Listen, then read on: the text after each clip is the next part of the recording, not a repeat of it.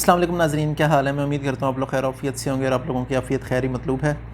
नाज़रीन, आज का जो टॉपिक है बड़ा इंपॉर्टेंट है और बहुत मज़ेदार है, क्योंकि इसके अंदर कुछ गलत फहमियाँ हैं जो मैंने आपकी क्लियर करनी है। वो क्या? अच्छा, बहुत से लोग ये समझते हैं कि जो अल्सर है, अगर आप गरम मसाला लेते हैं ज़्यादा या सुरख मिर्च ज़्यादा लेते हैं, यानी कि ओवरऑल मसालेदार चीज़ें अगर आप ज़्यादा खाते हैं, तो लोग समझते हैं कि उन्हें मैदे का अल्सर हो जाएगा, ठीक है, या मैदे की तेज़ाबियत की वजह से होता है। तो मैं आपको ये आज क्लियर कर दूं कि जो मैदे का अल्सर है उसका सुरख मिर्च से या गरम मसाले से किसी किस्म का कोई ताल्लुक़ नहीं है। तो फिर बात आ जाती है कि मैदे का अल्सर है क्या और ये किस वजह से होता है। मैदे का अल्सर बेसिकली क्या होता है कि आपकी जो इंटरनल लाइनिंग है मैदे की, यानी कि जो आपका मैदे की इंटरनल साइड है, अंदर वाली लेयर, जब वहाँ कोई ज़ख़म हो जाता है तो हम कहते हैं कि ये आपको मैदे का अल्सर हो गया।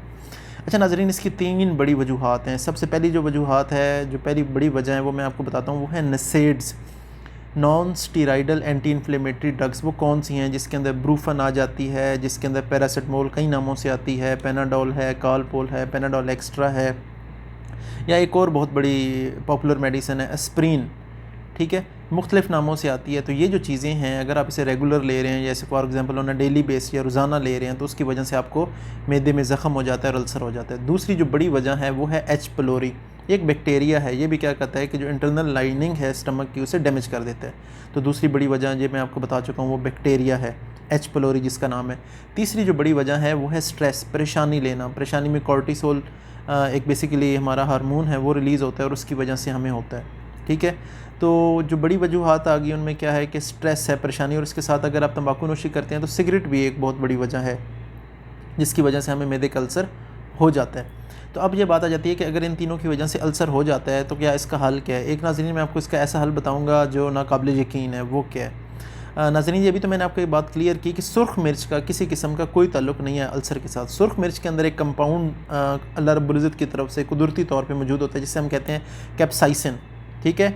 ये जो काइन पेपर आती है सुर्ख मिर्च की तरह की, आम हरी मिर्च से थोड़ी सी मोटी होती है। अगर आप उसे खुश्क कर लेते हैं, जब वो सुर्ख रंग की है, उसे आप ड्राई कर लें, उसके बाद आप पीस लें, तो वो आप शुरू में चौथा हिस्सा चम्मच का लें सुबह शाम, और उसके बाद अगर आप आधी चम्मच तक ले लेते हैं, वक्ती तौर आपको ज़रूर थोड़ी बहुत जलन वगैरह फ़ील होगी, लेकिन इससे क्या होता है कि इससे मैदे का अल्सर ठीक हो जाता है। उसका साइंटिफिक रेफरेंस मैं अटैच कर देता हूँ ताकि आप लोग खुद भी पढ़ लें और ये हैरत अंगेज़ चीज़ से आप फ़ायदा उठा सकें।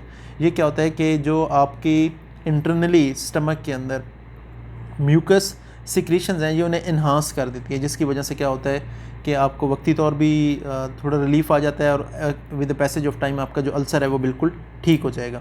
हाँ, अब आगे बात जो स्ट्रेस है। स्ट्रेस के लिए आप क्या कर सकते हैं? चलें फिरें, दोस्तों के साथ टाइम गुजारें, रेगुलर एक्सरसाइज करें, वो आपका कम हो जाएगा। लेकिन अगर आपको एच प्लोरी की वजह से, यानी कि बैक्टीरिया की वजह से अल्सर है, तो फिर आपको उसके लिए मेडिसिन लेनी पड़ेगी। जो भी आपको डॉक्टर प्रिस्क्राइब करते हैं एंटीबायोटिक, वो आप लें, तो उसके बाद आपका ठीक हो जाएगा। तो मैं उम्मीद करता हूँ कि इसके हवाले से किसी किस्म का कोई अगर आपका सवाल है तो वो आप कमेंट बॉक्स में पूछ सकते हैं। अपने होस्ट समर गोंदल को इजाज़त दें और अपने प्यारों का ख्याल रखें। अल्लाह हाफ़िज़।